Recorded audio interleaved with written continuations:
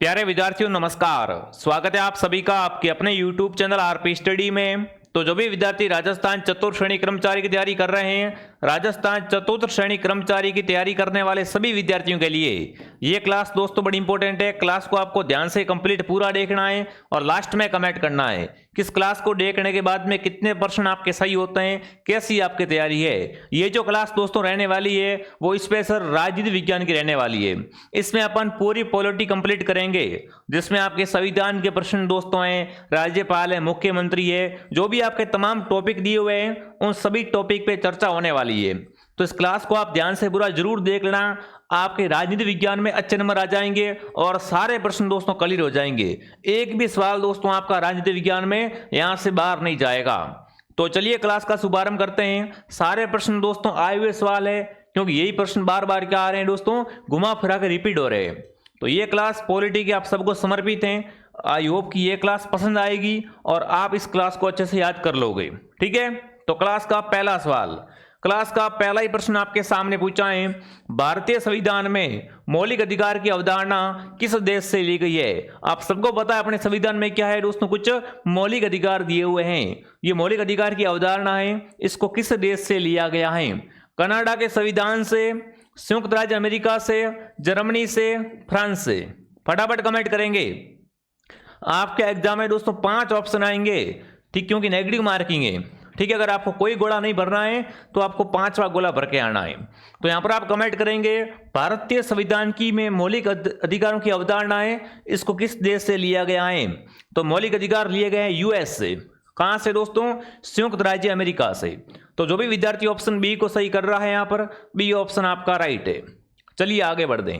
अगला सवाल दोस्तों, भारतीय संविधान के किस अनुच्छेद के तहत 6 से 14 वर्ष की आयु के बच्चों के लिए शिक्षा का अधिकार है वो सुनिश्चित किया गया है? आप सबको पता है दोस्तों 6 से लेकर 14 वर्ष के बच्चों को अनिवार्य शिक्षा प्रदान की गई है, वो किस अनुच्छेद के तहत की गई है? कमेंट करेंगे।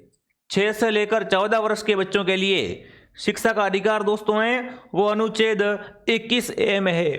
किसमें है दोस्तों? आर्टिकल 21A में। तो जो भी विद्यार्थी ऑप्शन ए को सही कर रहा है यहां पर ऑप्शन ए आपका राइट है। ठीक है, आगे बढ़ दें।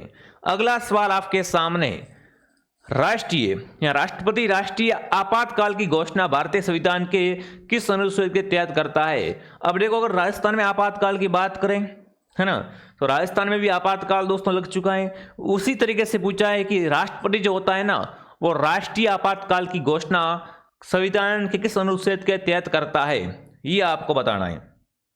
तो जो आपातकाल दोस्तों लगाया जाता है अनुच्छेद 352 के तहत, 352 के तहत राष्ट्रपति क्या करता है दोस्तों? आपातकाल की घोषणा करता है। तो यहां पर ऑप्शन डी आपका राइट है। जो भी विद्यार्थी ऑप्शन डी को सही कर रहा है, डी ऑप्शन आप सबका राइट रहेगा। अगला सवाल, भारतीय संसद के दोनों सदनों की संयुक्त बैठक की अध्यक्षता कौन करता है? भारतीय सदन के दोस्तों जो दोनों सदन होते हैं दोस्तों, उनकी आपको बताना है, संयुक्त बैठक होती है, साथ में बैठक होती है ना, तो उनकी अध्यक्षता कौन करता है? उपराष्ट्रपति, लोकसभा के अध्यक्ष, भारत के मुख्य न्यायाधीश या राष्ट्रपति? कमेंट करेंगे। भारतीय संसद के दोस्तों दोनों सदनों की संयुक्त बैठक की अध्यक्षता करता है, बिल्कुल कौन करता है? लोकसभा के अध्यक्ष। जो भी लोकसभा अध्यक्ष कमेंट कर रहा है यहां पर लोकसभा अध्यक्ष आपका ऑप्शन राइट है। अगला सवाल दोस्तों, भारत में उच्च न्यायालय का न्यायाधीश अपना इस्तीफा निम्नलिखित में से किसको सौंपता है? भारत में दोस्तों उच्च न्यायालय का जो न्यायाधीश होता है ना, वो अपना इस्तीफा है वो किसको सौंपता है, वो आपको बताना है। सर्वोच्च न्यायालय के मुख्य न्यायाधीश को, राजस्थान के राज्यपाल को, भारत के राष्ट्रपति को, हाईकोर्ट के मुख्य न्यायाधीश को, या इनमें से कोई नहीं? कमेंट करेंगे सभी विद्यार्थी। यहां पर भारत में उच्च न्यायालय का न्यायाधीश अपना इस्तीफा देता है दोस्तों, वो देता है भारत के राष्ट्रपति को। जो भी भारत का राष्ट्रपति कमेंट कर रहा है यहां पर ऑप्शन क्या रहेगा? भारत का राष्ट्रपति ऑप्शन आपका सही रहेगा। ठीक है ना, उच्च न्यायालय का न्यायाधीश अपना इस्तीफा भारत के राष्ट्रपति को समर्पित करता है। तो क्या आएगा उत्तर? यहां पर सी ऑप्शन आएगा। अगला सवाल, अगला पूछा है, भारत के संविधान के किस अनुच्छेद में शब्दावली, है ना, प्रधानमंत्री के कर्तव्यों का उल्लेख किया गया है? प्रधानमंत्री के कर्तव्य होते हैं कि ये क्या है दोस्तों, उसके कार्य करना उसको, और ये उसके कर्तव्य है। तो कर्तव्य दोस्तों दिए गए हैं ना, प्रधानमंत्री के कर्तव्य होते हैं वो संविधान के कौन से अनुच्छेद में दिए हुए हैं? तो अनुच्छेद 78 में, अनुच्छेद 78 में क्या मिलता है दोस्तों? प्रधानमंत्री के कर्तव्य मिलते हैं। तो यहाँ पर आपका ऑप्शन रहेगा बी उत्तर। अगर आपको ये क्लास दोस्तों पसंद आ रही है तो क्लास को लाइक एंड सब्सक्राइब जरूर करें। अगला सवाल आपके सामने, भारत की संविधान सभा के सदनों की संख्या की दृष्टि से सबसे बड़ी समिति कौन सी थी? यहां पर आप कमेंट करेंगे सभी विद्यार्थी, भारत की संविधान सभा के सदस्यों की संख्या से सबसे बड़ी समिति दोस्तों थी वो कौन सी थी? तो इनमें से जो सबसे बड़ी समिति दोस्तों थी वो थी मौलिक अधिकारों, अल्पसंख्यकों एवं जनजातीय और बहिष्कृत क्षेत्रों पर सलाहकार समिति। ये क्या थी दोस्तों? संविधान सभा में सबसे बड़ी दोस्तों समिति थी। ऑप्शन डी आपका राइट है। अगला सवाल आपके सामने, भारतीय शासन अधिनियम 1935 की 7वीं सूची में विधायी सूची की संख्या कितनी है? कमेंट करेंगे दोस्तों। भारतीय शासन अधिनियम 1935 के तहत 7वीं अनुसूची में दोस्तों आपको बताना है विधायी सूची कितनी है। 4, 2, 3, 1 कमेंट करेंगे। आप सबका कमेंट का मुझे इंतजार रहेगा। तो यहां पर आपका उत्तर रहेगा यहां पर दोस्तों 7वीं अनुसूची में दोस्तों कुल 3 विधायी सूची है। तो ऑप्शन क्या आएगा यहां पर? सी ऑप्शन आपका राइट रहेगा। जो भी विद्यार्थी ऑप्शन सी को सही कर रहा है बहुत बढ़िया।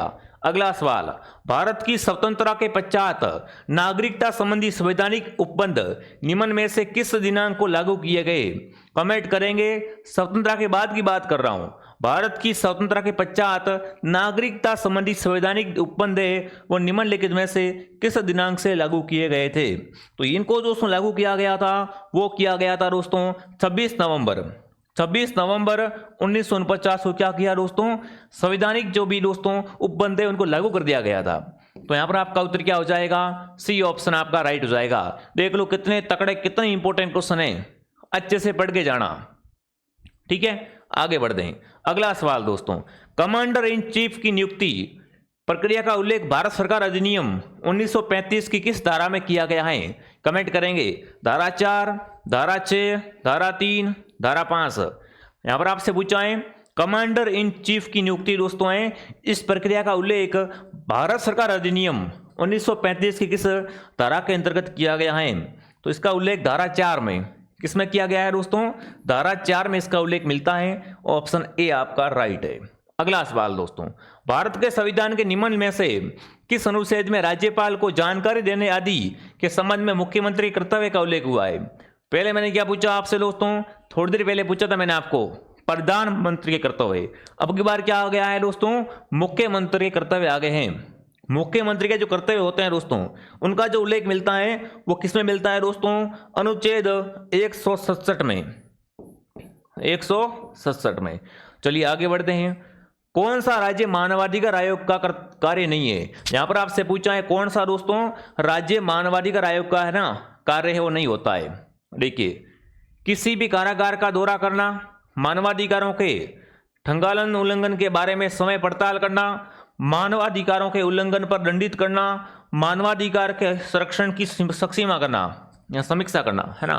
तो यहां पर कमेंट करेंगे कौन सा राज्य मानवाधिकार आयोग का कार्य नहीं होता है दोस्तों? मानवाधिकार आयोग का कार्य कौन सा नहीं होता है? वो होता है दोस्तों मानवाधिकार आयोग के उल्लंघन पर दंडित करना। ऑप्शन क्या रहेगा? सी ऑप्शन आपका राइट रहेगा। दंडित करना होता है ना, ये इसका कार्य नहीं होता है। अगला सवाल, किसी अप्रस्तावित है ना या अप्रत्याशित व्यय को पूरा करने के लिए राज्य की आकस्मिक निधि से कौन सा अग्रिम राशि दे सकता है? मुख्यमंत्री दे सकता है, गृह मंत्री, राज्यपाल, वित्त मंत्री। यहां पर प्रश्न दोस्तों आपसे साफ शब्दों में पूछा है किसी अप्रत्याशित व्यय को पूरा करने के लिए राज्य की आकस्मिक निधि में से कौन सा दोस्तों है, कौन है वो अग्रिम राशि दे सकता है? तो यहां पर आपका उत्तर रहेगा वो रहेगा राज्यपाल। क्या रहेगा प्यारे विद्यार्थियों? राज्यपाल। अगला सवाल, भारत का संविधान कब लागू हुआ? ये तो बच्चे को ध्यान होना चाहिए दोस्तों। अपना संविधान है 26 जनवरी। कब लागू हुआ था? 26 जनवरी 1950 को लागू हुआ था। तो यहां पर आपका उत्तर रहेगा ऑप्शन बी। अगला सवाल, आरटीआई अधिनियम के निम्नलिखित प्रावधानों में से कौन सा अनुरोधकर्ता द्वारा प्रथम अपील के बारे में बताता है? कमेंट करेंगे। आरटीआई के अधिनियम दोस्तों है ना, इनके अनुसार अनुरोधकर्ता द्वारा प्रथम अपील के बारे में कौन बताता है ना? धारा 7, धारा 20, धारा 19, धारा 8। तो यहाँ पर जो आपका आंसर रहेगा दोस्तों वो रहेगा धारा 19 फर्स्ट। ठीक है, यह क्या करता है, अनुरोधकर्ता की प्रथम अपील के बारे में जानकारी देता है। अगला सवाल आपके सामने दोस्तों, 1976 के किस संवैधानिक संशोधन अधिनियम द्वारा भारतीय संविधान की प्रस्तावना में धर्मनिरपेक्ष शब्द को जोड़ा गया है? कमेंट करेंगे। धर्मनिरपेक्ष शब्द को जोड़ा गया है दोस्तों, वो संविधान के किस, यहाँ पर दोस्तों आपसे पूछा है बिल्कुल किस संशोधन द्वारा जोड़ा गया है? तो वो संशोधन दोस्तों है 1976 का। और ये कौन सा नंबर का संशोधन दोस्तों है? 42वां संविधान संशोधन। 42वें संविधान संशोधन के अंतर्गत धर्मनिरपेक्ष शब्द को ऐड किया गया है। तो आपका उत्तर क्या हो जाएगा? ऑप्शन ए आपका राइट हो जाएगा। दोस्तों आगे बढ़ने से पहले जो भी विद्यार्थी हाईकोर्ट पियून की तैयारी कर रहे हैं दोस्तों, हाईकोर्ट पियून का संपूर्ण कोर्स आपको हमारे पास मिल जाएगा। जैसे ही चतुर्श्रेणी का एग्जाम हो जाएगा उसके बाद आपको हाईकोर्ट की तैयारी करनी है। हाईकोर्ट का पूरा कोर्स जिसमें हिंदी व्याकरण, अंग्रेजी और राजस्थान जी के संपूर्ण सिलेबस मात्र आपको दोस्तों 299 के अंदर मिलने वाला है। तो जिसने भी प्ले स्टोर से आरपी स्टडी ऐप को डाउनलोड नहीं किया है, आरपी स्टडी ऐप को डाउनलोड करें और आज ही अपनी तैयारी स्टार्ट करें। ठीक है, यहाँ पर कंप्लीट वीडियो लेक्चर और पीडीएफ आपको मिल जाएंगे।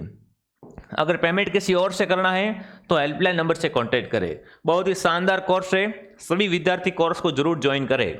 अगला सवाल, भारत के संविधान का है ना, भारतीय संविधान सभा में महिला सदस्य कितनी थी? फटाफट कमेंट करेंगे दोस्तों।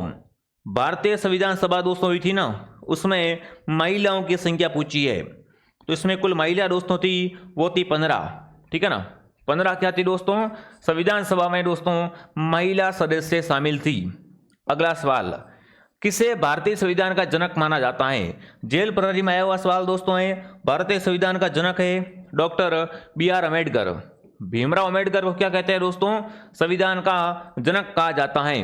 भारतीय संविधान कब अपनाया गया? ये भी अच्छा क्वेश्चन दोस्तों आपसे पूछा है। भारत का संविधान है वो कब अपनाया गया था, ये आपको बताना है। तो भारत का संविधान दोस्तों है 26 नवंबर को, 26 नवंबर 1949 को भारत का संविधान है वो अपना लिया गया था। तो यहाँ पर आपका उत्तर आएगा बी। क्या आएगा दोस्तों? बी उत्तर आएगा। अगला सवाल, किसके पास किसी राज्य के राज्यपाल को पद से हटाने की शक्ति होती है ना? राज्यपाल को पद से हटाने की शक्ति दोस्तों होती है वो राष्ट्रपति के पास होती है। ठीक है ना, राज्यपाल को पद से हटाने की शक्ति किसके पास होती है? राज्यपाल के पास होती है। अगला सवाल, सूचना का अधिकार अधिनियम 2005 अधिनियम किया गया था। यहां पर आपसे पूछा है दोस्तों, सूचना का अधिनियम है ना, बिल्कुल इसको दोस्तों है वो अधिनियमित कब किया गया था? तो इसको अधिनियम दोस्तों किया गया था 15 जून 2005 को इसे दोस्तों अधिनियमित कर दिया गया था। ऑप्शन डी आपका राइट है। अगला सवाल आपसे पूछा है, संविधान सभा ने अपनी पहली बैठक कब आयोजित की? संविधान सभा की बैठकें बहुत इंपॉर्टेंट है, अच्छे से पढ़ के जाना दोस्तों। संविधान सभा की प्रथम दोस्तों 17 प्रथम बैठक हुई थी वो 9 दिसंबर को, 9 दिसंबर 1946 को संविधान सभा की प्रथम बैठक हुई थी। ठीक है, अगला सवाल, मूल भारतीय संविधान को प्रवाहमयी इंटलेक्टिक शैली में किसके द्वारा लिखित किया गया? बिल्कुल यहाँ पर आपसे पूछा है दोस्तों कि भारत का संविधान दोस्तों है ना, इसको प्रवाहमयी है ना इंटलेक्टिक शैली में किसके द्वारा लिखित किया गया? तो वो तो आपके प्रेम बिहारी नारायण राय ज्यादा। जो भी विद्यार्थी ऑप्शन ए को सही कर रहा है ऑप्शन ए सही है। ठीक है, संविधान राजस्थान विधानसभा में प्रथम अध्यक्ष या सभापति कौन थे? राजस्थान की विधानसभा के दोस्तों प्रथम सभापति या अध्यक्ष थे वो कौन थे? तो वो थे नरोत्तम लाल जोशी। यह क्या थे दोस्तों? राजस्थान विधानसभा के प्रथम अध्यक्ष थे। अगला सवाल, कौन राजस्थान के प्रथम मुख्य सचिव थे? राजस्थान के पहले मुख्य सचिव कौन थे दोस्तों? तो वो थे श्री के राधाकृष्ण। श्री के राधाकृष्ण दोस्तों राजस्थान के प्रथम मुख्य सचिव थे। अगला सवाल, राज्यपाल के रूप में नियुक्ति करने के लिए निम्न में से कौन सी आवश्यक योग्यता या शर्त नहीं होती है? वो भारत का नागरिक होना चाहिए, बिल्कुल 35 वर्ष की आयु पूर्ण कर चुका हो, बिल्कुल सही बात है। वह संसद के किसी भी सदन का सदस्य नहीं होना चाहिए, यह भी बिल्कुल राइट बात है दोस्तों। वह उस राज्य का निवासी होना चाहिए जहां उसकी नियुक्ति की जा रही है। तो ऐसा कोई जरूरी नहीं है दोस्तों। यहाँ पर आपका ऑप्शन क्या रहेगा? डी ऑप्शन आपका राइट रहेगा। जो भी विद्यार्थी ऑप्शन डी कमेंट कर रहे हैं, ये दोस्तों राज्यपाल बनने की शर्त है वो नहीं है। ठीक है, आगे बढ़ते हैं। राजस्थान की कार्यपालिका शक्ति किस में नीत होती है? कार्यपालिका शक्ति दोस्तों नीत होती है राज्य की, वो होती है राज्यपाल में, ठीक है ना। राज्य की कार्यपालिका शक्ति राज्यपाल के अंतर्गत नीत होती है। 173वें संविधान संशोधन द्वारा पंचायती राज हेतु 11वीं अनुसूची में कितने विषय शामिल किए गए? बिल्कुल ये प्रश्न रीट में आया हुआ है, रीट L2 में आ गया था दोस्तों ये सवाल। 11वीं अनुसूची में कितने दोस्तों विषय ऐड किए गए हैं? तो इसमें 29 विषय, इसमें 29 सब्जेक्ट है, इनको शामिल कर दिया गया है। अगला है दोस्तों, भारत में 61वें संविधान संशोधन द्वारा निम्न में से कौन सा संशोधन किया गया है? जब 61वां संविधान संशोधन हुआ था ना दोस्तों, तो उसमें क्या बदलाव किया गया? दल बदल को रोकना, मताधिकार की आयु 18 वर्ष करना, न्यायाधीशों की सेवानिवृत्ति की आयु, या नौकरियों के बिल्कुल आरक्षण। फटाफट कमेंट करेंगे। 61वें संविधान संशोधन द्वारा क्या दोस्तों संशोधन किया गया है? मताधिकार की जो आयु है ना वो 18 वर्ष कर दी गई है कि अगर कोई व्यक्ति 18 प्लस है तो वो क्या कर सकता है? वोट दे सकता है, अपना मत दे सकता है। अगला सवाल, भारतीय संविधान के अनुसार राज्य की विधायिका निम्न में से किस विषय पर कानून निर्माण नहीं कर सकती है? विधायिका जो होती है दोस्तों वो किस विषय पर कानून का निर्माण नहीं कर सकती है? तो विधायिका दोस्तों मुद्रा पर बात करेंगे अपन विधायिका के बारे में। विधायिका दोस्तों है ना, ये मुद्रा पर कानून का निर्माण है वो नहीं कर सकती है। ऑप्शन बी आपका राइट है। ये भी सवाल रीट में आया हुआ है। ये सवाल मैं क्यों करवा रहा हूँ सारे के सारे? क्योंकि ये सारे के सारे सवाल दोस्तों हैं वो राजनीति के एग्जाम में आए हुए प्रश्न हैं, तो आइडिया लगा दो पेपर कैसा बनेगा। ठीक है, आगे बढ़ते हैं। भारत के किस संविधान के अनुसार बिल्कुल मुख्यमंत्री की नियुक्ति राज्य के राज्यपाल द्वारा की जाती है? ऐसा कौन सा दोस्तों अनुच्छेद जिसके तहत है ना मुख्यमंत्री की नियुक्ति है वो राज्यपाल के द्वारा की जाती है? बिल्कुल आपका उत्तर यहाँ पर रहेगा अनुच्छेद 164 के तहत। अनुच्छेद 164 कहता है कि मुख्यमंत्री की नियुक्ति है वो राज्यपाल द्वारा की जाएगी, तो ऑप्शन बी आपका राइट है।